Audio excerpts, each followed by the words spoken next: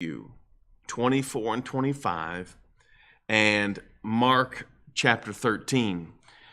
And let's just read a few verses here in Luke 21, and we're going to begin reading in verse number 5. That poor widow woman, they just observed casting in those 2 mites. And we pick up in verse number 5. It says, "And as some spake of the temple, how it was adorned with goodly stones and gifts, he said,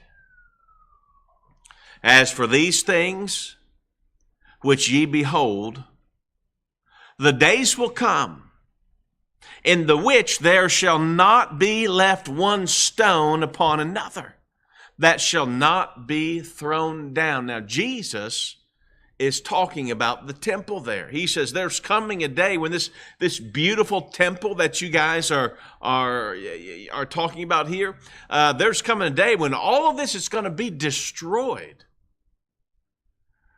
And that happened some 40, 50 years later after this. In AD 70, 40 years later, that happened. Now, let's pick up in verse number 7. When the disciples heard this, verse 7, it says, "And they asked him, saying, Master, but when shall these things be? And what sign will there be when these things shall come to pass?" Now, we really need to cover what Mark says. There's several questions the disciples asked Jesus. Ask Jesus, "What's the sign of thy coming?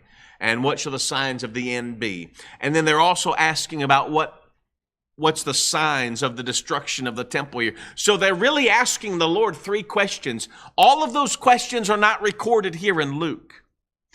But I want you to keep that in mind. There's 3 questions that have been asked, and Jesus answers them. And let's just read a little bit more, because this is a deep chapter here, and it poses many challenges.